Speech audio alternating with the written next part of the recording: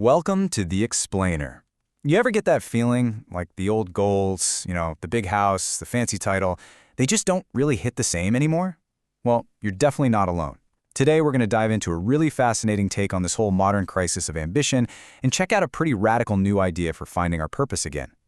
So, let's just start with a question that really gets to the heart of this. Think back to when you were a kid.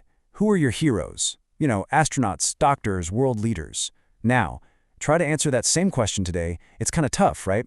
And the perspective we're looking at here argues that this isn't just you. It's something happening all across society.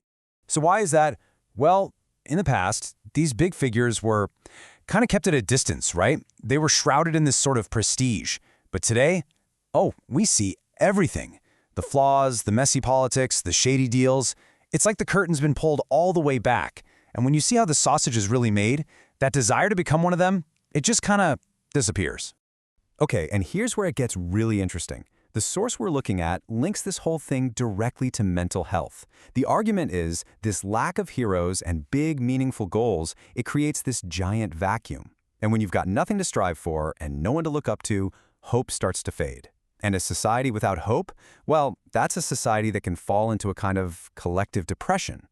Let's just break this down for a second. Think about it. Back in the day, a PhD was this awe-inspiring thing. A uniform was a powerful symbol. Kids actually wanted to be president. But now, a PhD is, well, a lot of people have one. We don't just see the uniform, we see the flawed person wearing it. And the presidency? It often just looks like a highlight reel of failures. All that old mystique is just gone. So, okay, what happens when all those old goals just feel meaningless? What are the symptoms? Well, you get a whole generation of young people looking around with no one to admire, no big goals that seem worth the struggle. And the result? This massive, widespread feeling of being totally disillusioned. And this right here is a huge turning point in the argument. Because it's easy to look at all this and just feel kind of hopeless, right? I mean, if everything our parents and grandparents worked so hard for now seems totally empty, was it all just a big waste of time? Was our whole history for nothing? But this is where the perspective totally flips. Instead of seeing the past as a bunch of failed goals, it gets reframed. It's seen as a long and totally necessary period of intense preparation. Kind of like an athlete who spends years training in private, just building up their strength and skill, getting ready for the big game. And that brings us to this really cool key concept called naegong. It's a Korean term, and it basically means this deep internal power that gets built up over a long, long time. We're not just talking about book smarts here. It's more like the compressed wisdom, the spirit, the collective energy of generations.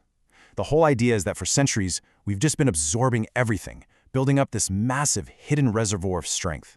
And according to this perspective, that quiet training period, it's over. All that massive pent-up energy, that naegong, has finally hit its peak. The time for just looking inward is done. Now it's time to unleash that power outward for a totally new kind of mission. Which, of course, leads to the billion-dollar question. If becoming a CEO or a politician isn't the ultimate goal anymore, then what is?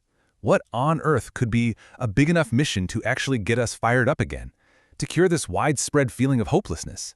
Well, the answer we're given here comes from this ancient Korean ideal called Hongik Ingan. It's a philosophy that's been around for thousands of years, and the meaning is actually pretty simple, but also incredibly profound. It just means to broadly benefit all of humanity. So, you see, this is a massive pivot. Think of it like this. Phase 1 was all about focusing inward, living for ourselves, our families, our own countries, just building up that internal strength, that naegong. But Phase 2? That's a total 180. It's a shift to an outward mission, taking all that power we've built up and using it for the good of the entire world. And when you make that shift, the effect is, wow, it's huge. I mean, when your goal is just to climb the ladder in your company or your country, your stage is pretty small. But when your purpose becomes helping all of humanity, suddenly your stage is the entire world. The playground for your ambition just became infinite. And this is how we circle all the way back to that problem we started with, right? This huge, shared mission that's presented as the direct cure for our collective depression. It gives us a new why, a real reason to get out of bed in the morning that's so much bigger and more inspiring than any of those tired old goals we've left behind. And just imagine the impact on the younger generation, the ones who felt this whole crisis of meaning the hardest. It could be completely transformative. Instead of feeling adrift and lost, they'd have this clear, powerful mission to grab onto. Their eyes, could really start to shine again with that kind of purpose. So, at the end of the day, the argument wraps up with this incredibly bold vision. The idea is that by taking on this mission, by dedicating all that stored-up energy, that Mei Gong, to helping the world, a people can step into a totally new kind of role, not as a conqueror, not as an economic giant, but as a guide for the rest of humanity. And that leaves us with a really provocative thought to chew on. We usually think of finding our purpose as this solo journey, right? It's all about me. But what if the real cure for our own personal feeling of being lost is actually found in a mission that's bigger than all of us? It's a powerful idea that a nation's well-being is tied directly to the size and nobility of its shared purpose. Definitely something to think about.